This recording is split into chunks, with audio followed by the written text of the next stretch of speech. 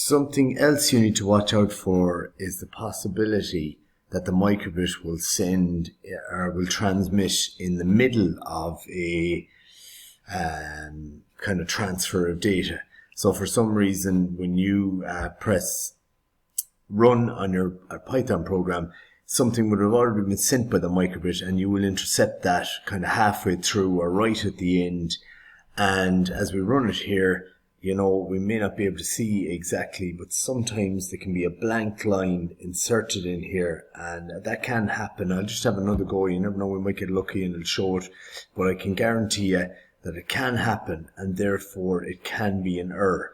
So a way to get around this is to make sure that you're receiving data, and very simply, so data is, as it stands now, it's a